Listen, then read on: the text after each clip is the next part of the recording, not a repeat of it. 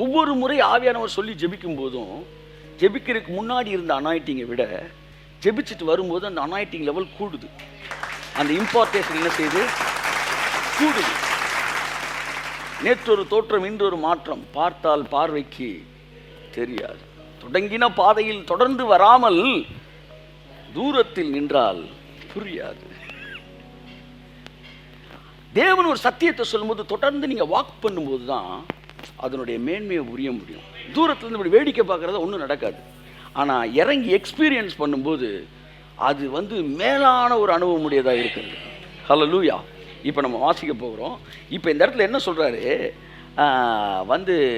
யோவான் என்ன சொல்கிறாருன்னா, மரணம்னு வந்ததுக்கப்புறம் டைமிங்னு ஒன்றே கிடையாது. நேற்று செத்தவன் தான், போன வருஷம் செத்தவன் தான். பைபிள் சொல்லுது மரித்தோரை எழுப்புங்கள், மரித்தோரை சுட சுட எழுப்புங்கள் அப்படி சொல்லலை. 2 நாளைக்குள்ள மரித்தோரை எழுப்புங்கள் சொல்லலை, மரித்தவனை எழுப்பு. அப்போ போன வருஷம் செத்தார் அவர் யார்? அவர் மரித்தவர். நேற்று செத்தவர் யார்? மரித்தவர். ஏசுனார் எந்திரிக்கிறப்ப 4000 வருஷம் செத்தவனே எழுப்பிட்டார். அவருடைய பிள்ளை தானே நீங்கள் எல்லாரும். என்ன பாருங்க, பிள்ளையா இல்லையா? நீங்கள் ஒரு விஷயத்தை நீங்கள் மறந்துனீங்க. தேவனுக்கு அழிவு இல்லைன்னு எத்தனை பேர் நம்புறீங்க? கை தூக்குங்க. தேவனுக்கு வயசாகி சாவாரா இல்லை அவர் அழிவே இல்லாமல் இருப்பார்? கை தூக்குங்க. அதிலே நிறைய பேர் டவுட்டில் இருக்கீங்க பாருங்க, கையை தூக்காமல் இருக்கிறீங்க. ஒன்றும் புரியல, தாடி ஈடி வச்சிருக்காரு, அதனால் வயசாகி போச்சுன்னு நினைக்கிறீங்களே. தேவன் அழிவில்லாதவர். எல்லாம் சொல்லுங்கள், தேவன் அழிவில்லாதவர், தேவன் முடிவில்லாதவர். கையை தூக்கிட்டே சொல்லுங்க, தேவன் மரணமற்றவர், தேவனுக்கு முடிவு என்பது இல்லை. இதெல்லாம் ஒத்துக்கிறீங்களே? இப்போ அடுத்த வசனம் சொல்கிறேன். தேவன் இப்பொழுது மனுஷனை நமது சாயலாகவும் நமது ரூபத்தின்படியும் படைப்போம் என்று சொல்லி மனுஷனை படைத்தார். ஆகவே நான் அழிவில்லாதவன், கமான் சே, நான் முடிவில்லாதவன், நான் மரணமில்லாதவன். காரணம், நான் அவருடைய சாயலில் படைக்கப்பட்டிருக்கிறேன். கரங்களை தட்டி மரணம் என் சரீரத்தில் ஆளுகை செய்ய முடியாது, வியாதி என் சரீரத்தில் ஆளுகை செய்ய முடியாது. தேவனுடைய சரீரத்தில் வியாதி ஆளுகை செய்ய முடியாது என்றால் என்னுடைய சரீரத்தில் ஆளுகை செய்ய முடியாது. காரணம், நான் தேவனுடைய சாயலாய் சிருஷ்டிக்கப்பட்டிருக்கிறேன். ஓ ஹல்லேலூயா, ஹல்லேலூயா சொல்லுங்க. அப்ப தேவ சாயல்னா இந்த மூக்கு, கண்ணு, அழியாமை, அழிவுள்ளதாகிய இது அழியாமையும், சாவுக்கேதுவான இது சாகாமையும் தரித்து கொள்ள வேண்டும். It should be. அடுத்து சொல்றாரு, அழிவுக்கேதுவான இது அழியாமையும், சாவுக்கேதுவான இது சாகாமையும் தரித்து கொள்ளும் போது மரணம் ஜெயமாய் விழுங்கப்படும் என்கிற வார்த்தை அங்கு நிறைவேறும்.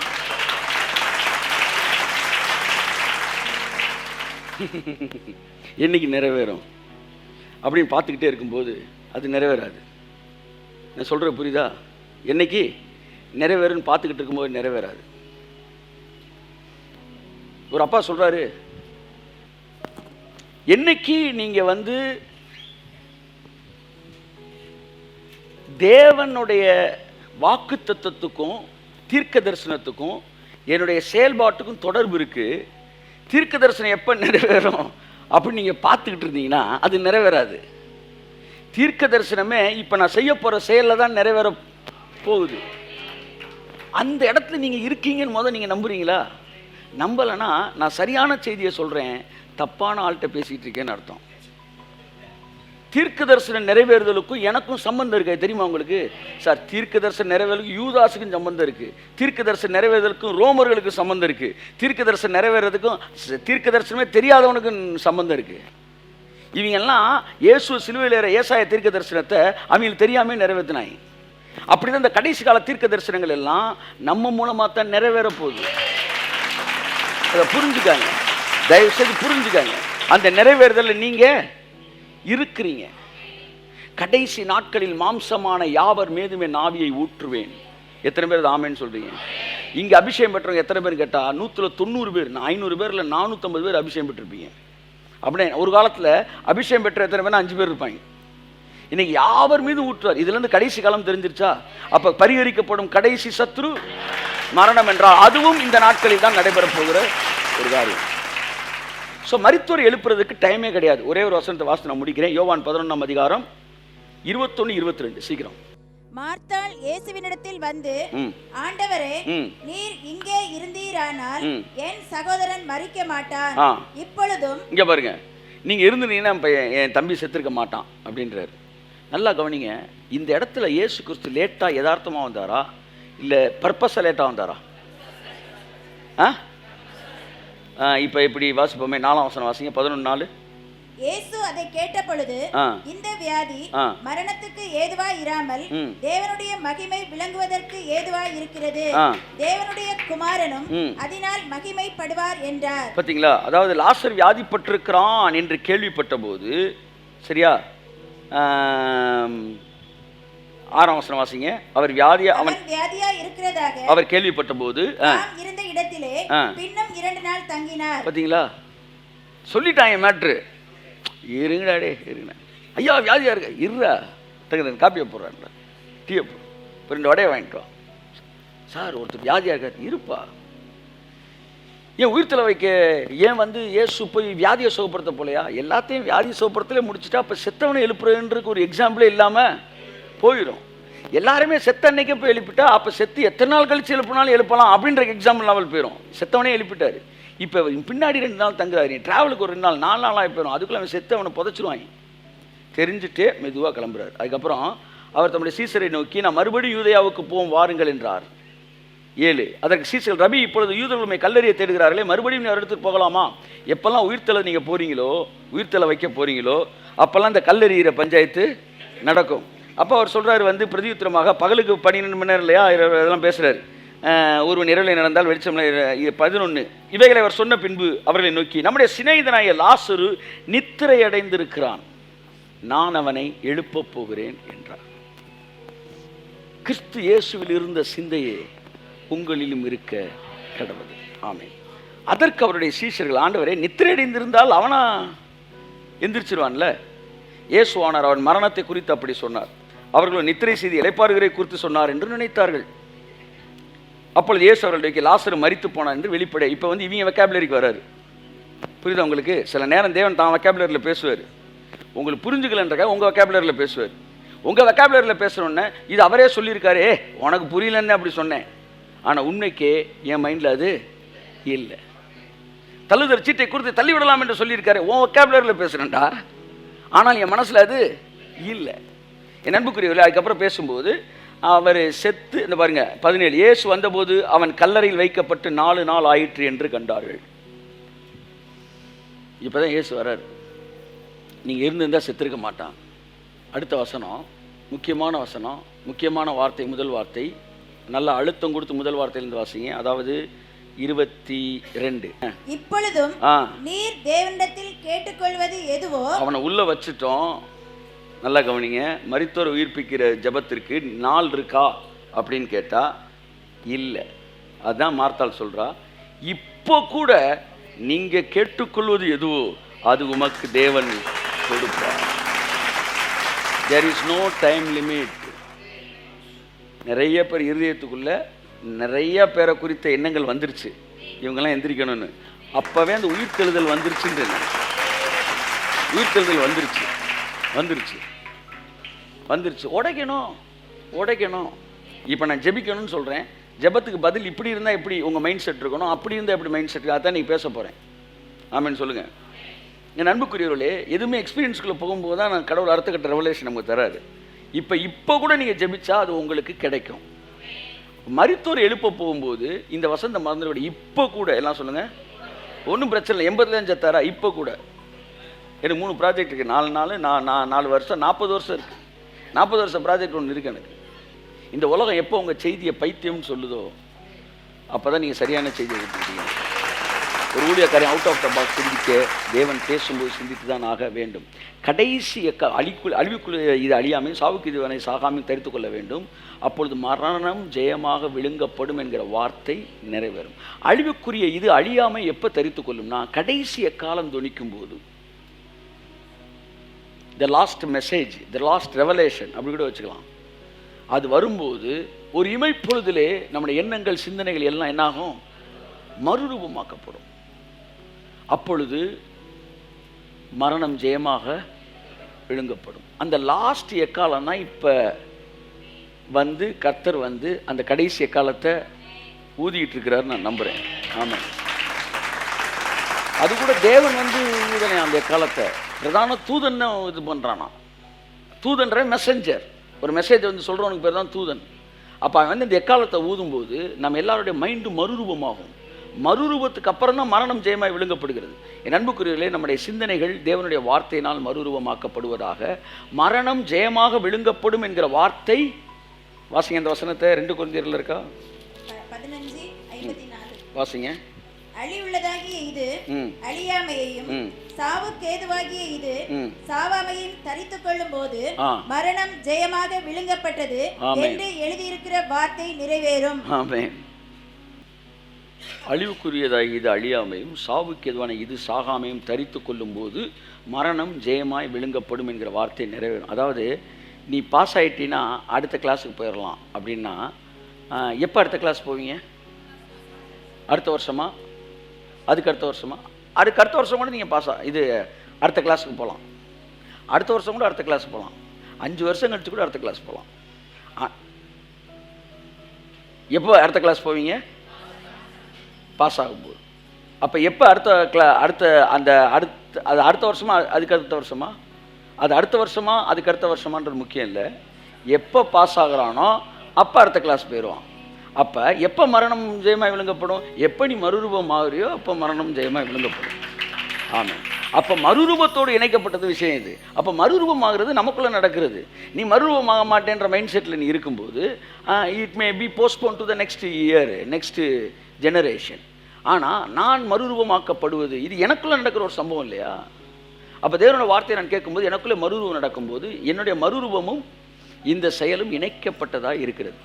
ஓகே, என்று எழுதப்பட்ட வார்த்தை நிறைவேறும். இந்த வார்த்தை தான் நீ பேச போகிறேன். இந்த வார்த்தை எங்கே எழுதப்பட்டிருக்கிறது சொல்லுங்கள், எங்கே எழுதப்பட்டிருக்கிறது? ஏசாயா 25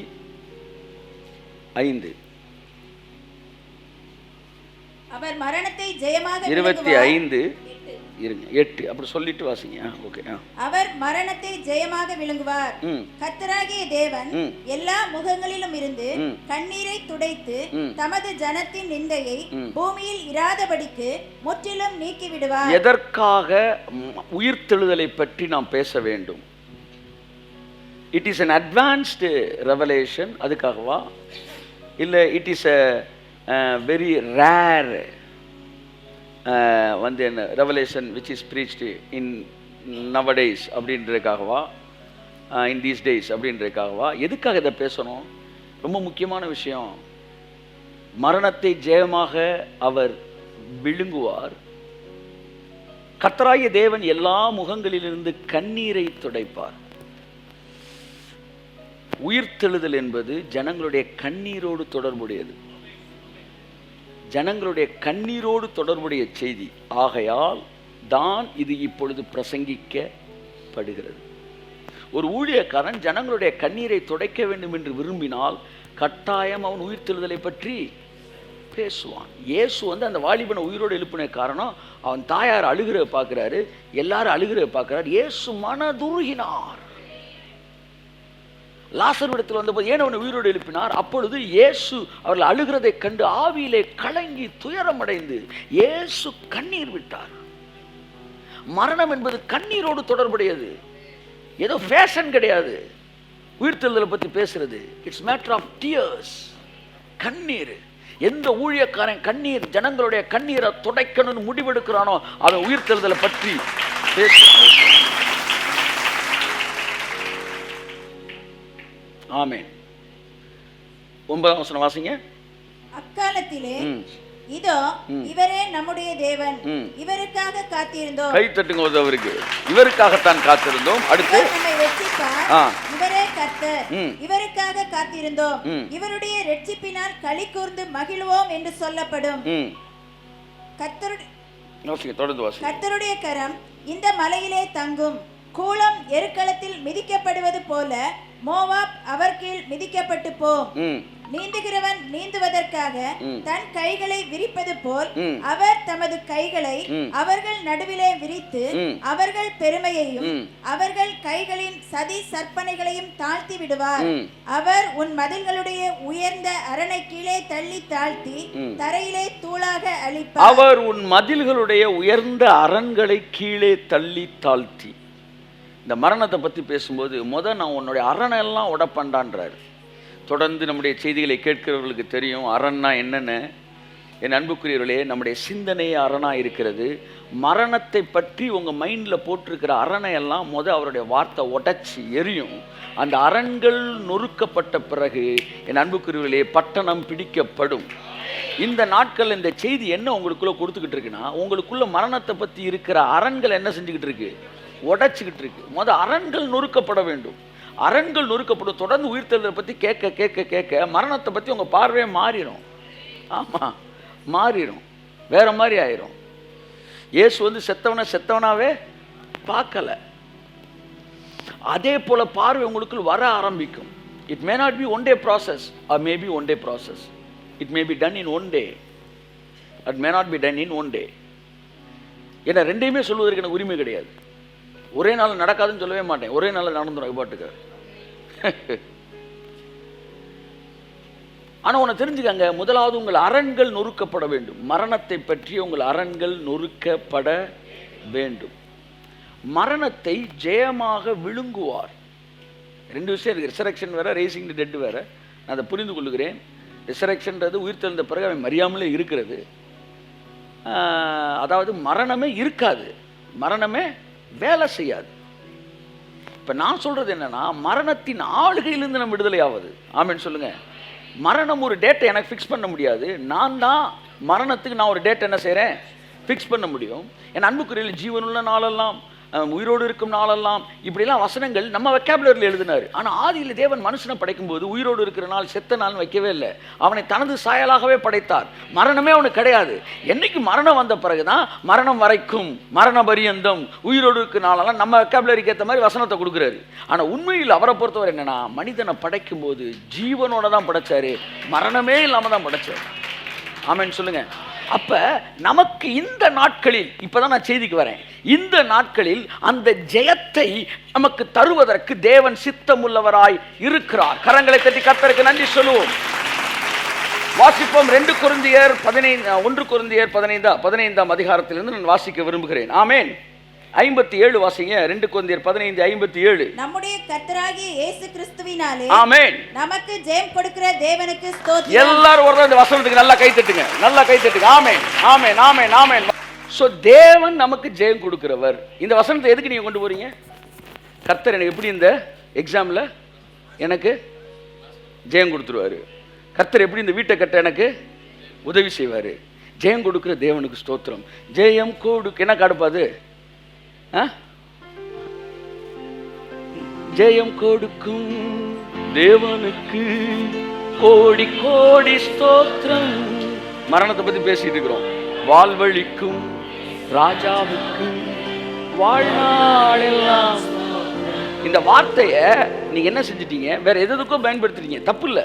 இந்த செல்போன் ஒரு 20,000 ரூபாய்க்கு வாங்கி, இல்லை 1 லட்ச ரூபாய்க்கு வாங்கி, 1.5 லட்ச ரூபாய்க்கு வாங்கி நான் பேப்பர் வெயிட்டாக வச்சுக்கலாம். பயன்படுமா பயன்படாதா? கட்டாயம் பயன்படும்.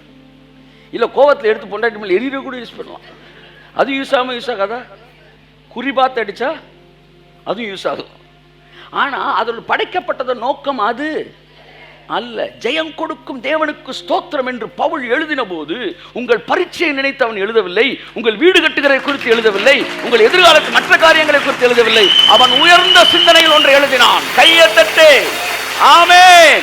ஜெயம் கொடுக்கும் தேவனுக்கு கோடி கோடி ஸ்தோத்திரம். வாழ்வழிக்கும் இயேசு ராஜாவுக்கு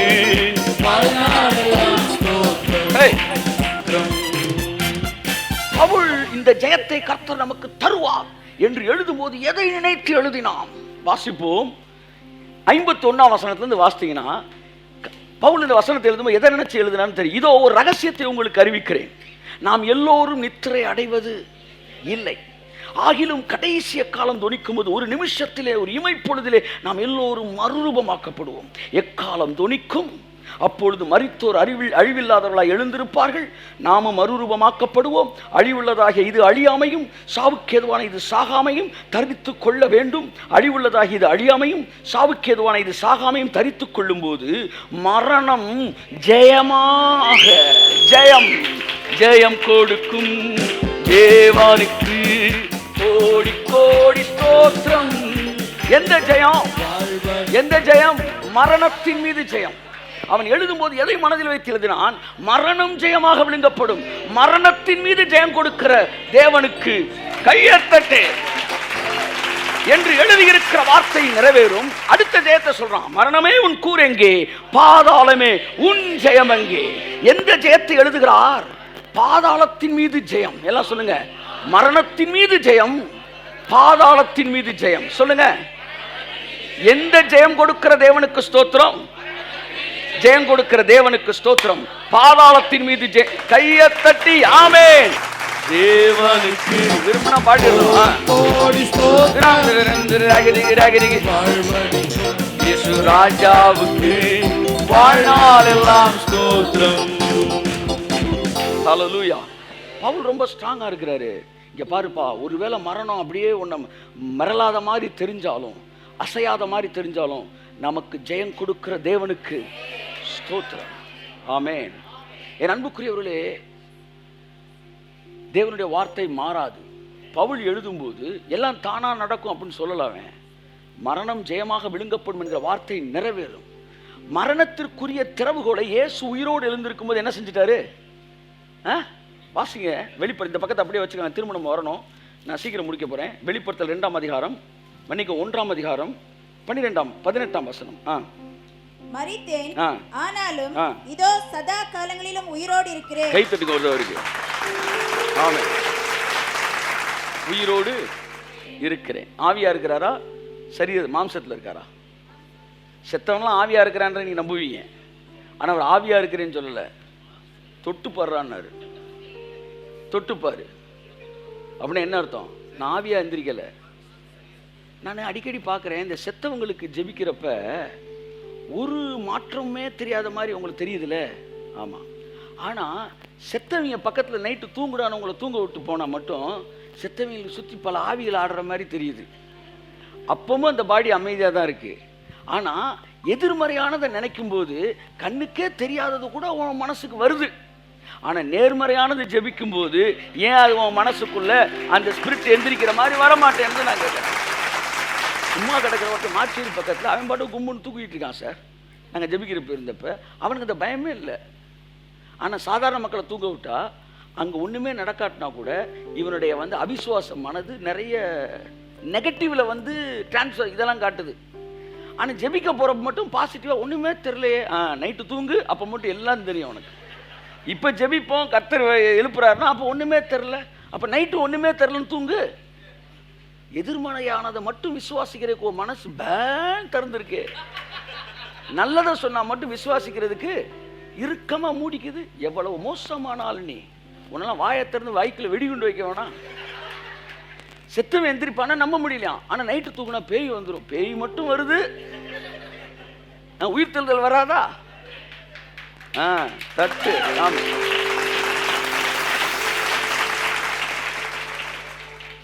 வாசிங்க.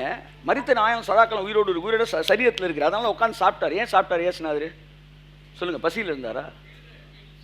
என் டைஜஸ்ட் எல்லாமே, என்னுடைய செரிமான உறுப்புகள் எல்லாம் ஒரு மாம்சத்தில் இருக்கிறவனுக்கு வேலை பார்க்குற மாதிரி கும்முன்னு வேலை பார்த்துக்கிட்டு இருக்கு. ஆமாம். அதனால் வேலை பார்த்துக்கிட்டு இருக்கேன். என் பாடியெல்லாம் திரும்ப எல்லாம் கிட்னி எல்லாம் சிறுகுடல் பெருகுடல் எல்லாம் வேலை பார்த்துக்கிட்டு இருக்கியா? என்னை தொட்டுப்பாருனாரு. தொட்டு பார்த்தான். அப்போ அவர் மாம்சத்துல இருக்கிறார். ஆமென் சொல்லுங்க. அப்ப உயிரோடு கூட இருக்கிறேன். அடுத்த வசனம். ஆமென்.